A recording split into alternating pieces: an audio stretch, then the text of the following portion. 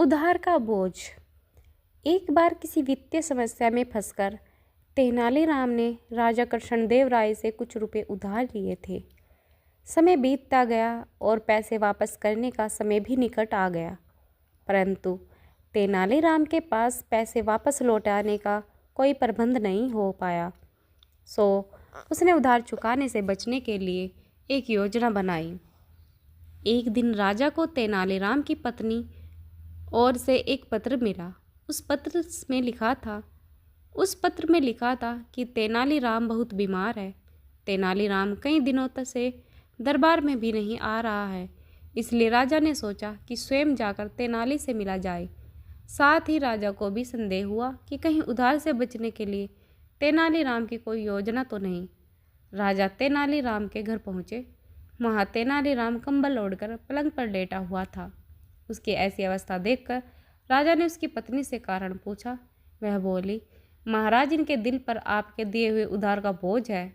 यही चिंता उनके अंदर ही अंदर खाई जा रही है। शायद इसी कारण यह बीमार हो गए।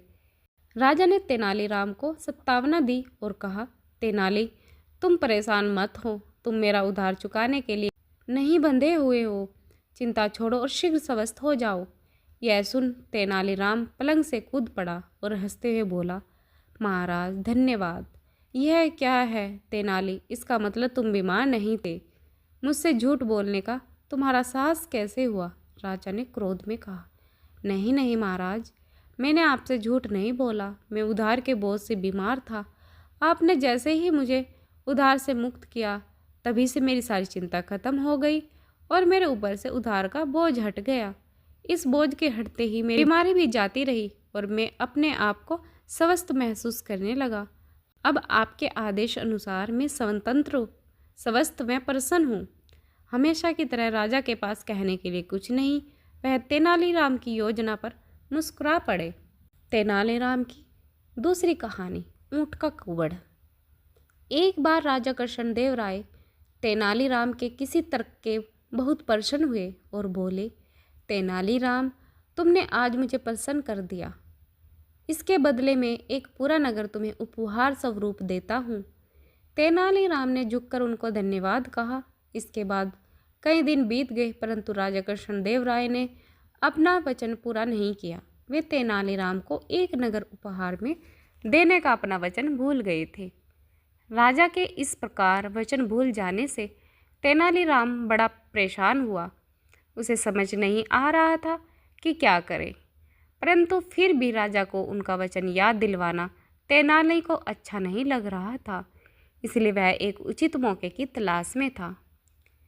एक दिन एक अरबी व्यक्ति विजयनगर आया। उसके पास एक ऊँट था। लोगों की भारी भीड़ ऊँट को देखने के लिए इकट्ठी हो गई, क्योंकि उनके लिए वह एक अजूबा था। उन्होंने ऊँट के बारे में सुना था, पर कभी ऊँट देखा नहीं था। राजा एवं तेनालीराम भी ऊँट नामक इस अजीबोगरीब जानवर को देखने आए। दोनों एक साथ खड़े हुए ऊँट को देख रहे। राजा बोले, तेनाली, निसंदेह ऊँट एक विचित्र जानवर है। इसकी लंबी गर्दन तथा कमर पर 2 कुबड़ हैं। मैं हैरान हूँ कि भगवान ने ऐसा विचित्र तथा बदसूरत प्राणी पृथ्वी पर क्यों भेजा। राजा कृष्णदेव राय की इस बात पर तेनाली को जवाब देने का अवसर मिला और वह सदैव की तरह आज भी अपने उत्तर के साथ तैयार था। वह बोला, महाराज, शायद क्या बल्कि अवश्य ही यह ऊँट अपने पूर्व जन्म में कोई राजा रहा होगा और शायद इसने भी कभी किसी को उपहार स्वरूप नगर देने का वचन दिया होगा और फिर बाद में भूल गया होगा। दंड के रूप में ईश्वर ने इसे इस प्रकार का रूप दिया होगा। पहले तो राजा को यह तेनाली की एक बुद्धिपूर्ण काल्पनिक कहानी लगी, परंतु कुछ समय पश्चात ही उन्हें तेनाली को दिया हुआ अपना वचन याद आ गया। अपने शाही महल में वापस आते ही राजा ने तुरंत कोषाध्यक्ष को बुलाया और उसे निर्देश दिया कि वह लिखित रूप में प्रबंध करे, जिसके अनुसार राजा ने तेनालीराम को पूरा एक नगर उपहार स्वरूप प्रदान किया। पूरा एक नगर उपहार स्वरूप ग्रहण करने के पश्चात तेनाली ने राजा को धन्यवाद दिया और इस प्रकार एक बार फिर तेनाली ने अपनी बुद्धिमानी से काम लेकर राजा को उसका भूला हुआ वचन याद दिला दिया। तेनालीराम कितने कौवे के बारे में बताता है। महाराज कृष्णदेव राय तेनालीराम का मोखला उड़ाने के लिए उल्टे पुल्टे सवाल करते थे। तेनालीराम हर बार ऐसा उत्तर देते कि राजा की बोलती बंद हो जाती। एक दिन राजा ने तेनालीराम से पूछा, तेनालीराम, क्या तुम बता सकते हो कि हमारी राजधानी में कुल कितने कौवे निवास करते हैं? हाँ, बता सकता हूँ महाराज, तेनालीराम तपाक से बोले। महाराज, बिल्कुल सही गिनती बताना। जी हाँ महाराज, बिल्कुल सही बताऊंगा, तेनालीराम ने जवाब दिया। दरबारियों ने अंदाज़ा लगा लिया कि आज तेनालीराम जरूर फंसेगा। भला परिंदों की गिनती संभव है क्या? तुम्हें 2 दिन का समय देते हैं। तीसरे दिन तुम्हें बताना है कि हमारी राजधानी में कितने कौवे हैं, महाराज ने आदेश की भाषा में कहा। तीसरे दिन फिर दरबार जुड़ा। तेनालीराम अपने स्थान से उठकर बोला, महाराज, हमारी राजधानी में कुल 1,50,999 कौवे हैं। महाराज, कोई शक हो तो गिनती करा लो। राजा ने कहा, गिनती होने पर संख्या ज़्यादा कम निकली तो? महाराज, ऐसा नहीं होगा, बड़े विश्वास से तेनालीराम ने कहा। अगर गिनती गलत निकली तो इसका भी कारण होगा। राजा ने पूछा, क्या कारण हो सकता है? तेनाली ने जवाब दिया, यदि राजधानी में कौवे की संख्या बढ़ती है तो इसका मतलब है कि हमारी राजधानी में कौवे के कुछ रिश्तेदार और इष्ट मित्र उनसे मिलने आए हुए हैं। संख्या घट गई तो इसका मतलब है कि हमारे कुछ कौवे राजधानी से बाहर अपने रिश्तेदारों से मिलने गए हैं, वरना कौवे की संख्या 1,50,999 ही होगी। तेनालीराम से जलने वाले दरबारी अंदर अंदर कुढ़ रहे हैं कि हमेशा की तरह यह चालबाज फिर अपनी चालाकी से पतली गली से बच गया। फिर सुनिए कीमती उपहार की कहानी। लड़ाई जीतकर राजा कृष्णदेव राय ने विजय उत्सव मनाया। उत्सव की समाप्ति पर राजा ने कहा, लड़ाई की जीत अकेले मेरी जीत नहीं है, मेरे सभी साथियों और सहयोगी की जीत है। मैं चाहता हूँ कि मेरे मंत्रिमंडल के सभी सदस्य इस अवसर पर पुरस्कार प्राप्त करें। आप सभी लोग अपनी अपनी पसंद का पुरस्कार लें, परंतु एक शर्त है कि सभी को अलग अलग पुरस्कार लेने होंगे। एक ही चीज़ 2 आदमी नहीं ले सकते। यह घोषणा करने के बाद राजा ने उस मंडप का पर्दा खिंचवा दिया जिस मंडप में सारे पुरस्कार सजाकर रखे गए थे।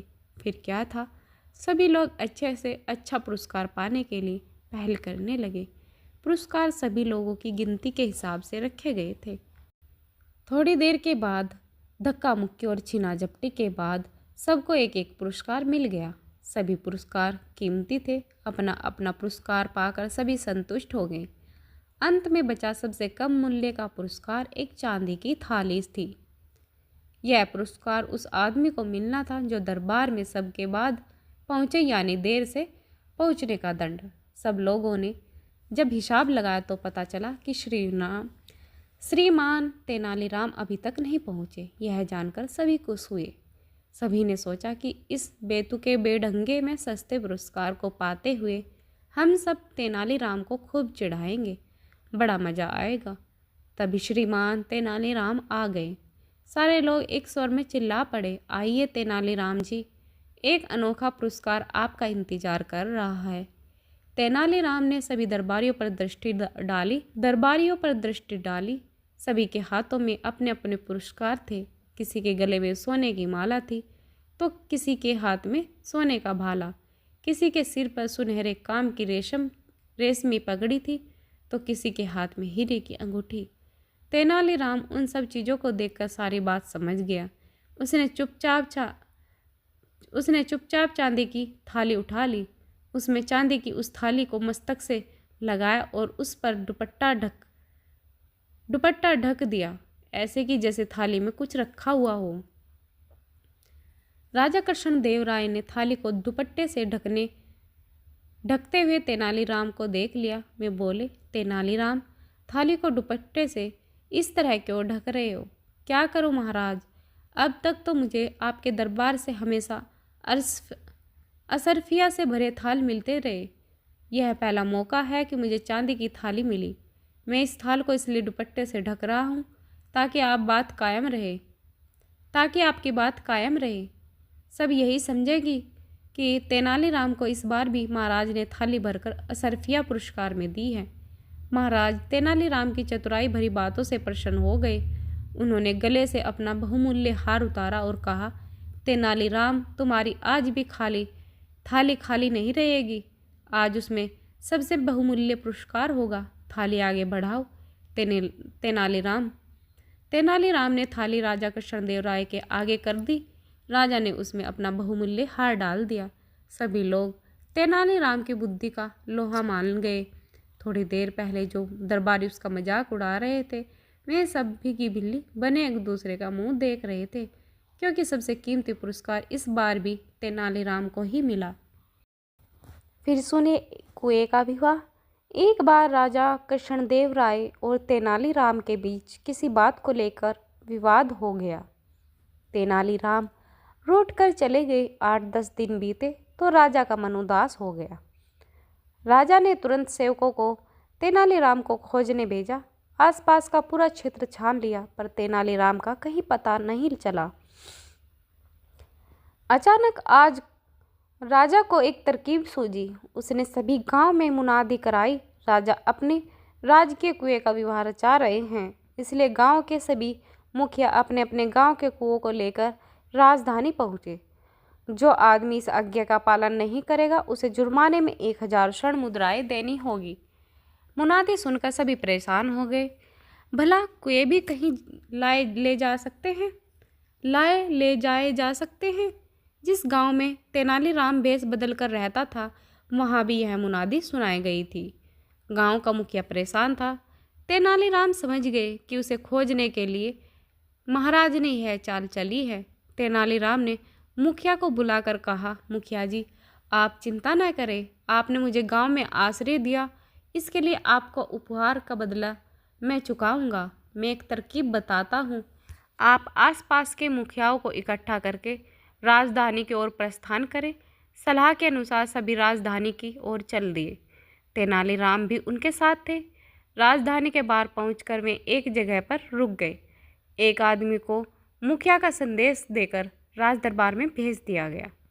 वह आदमी दरबार में पहुंचा और तेनालीराम की राय के अनुसार बोला, महाराज, हमारे गांव के कुएं विवाह में शामिल होने के लिए राजधानी के बाहर डेरा डाले हैं। आप मेहरबानी करके राजकीय कुएं को उनकी अगवानी के लिए भेज दें, ताकि हमारे गांव के कुएं सम्मान दरबार के सामने हाजिर हो सके। राजा को उनकी बात समझते देर नहीं लगी कि ये तेनालीराम की तरकीब है। राजा ने पूछा, सच सच बताओ कि तुम्हें यह अकल किसने दी? राजन, थोड़े दिन पहले हमारे गांव में एक परदेशी आकर रुका था, उसी ने हमें यह तरकीब बताई। आंगतुक ने जवाब दिया।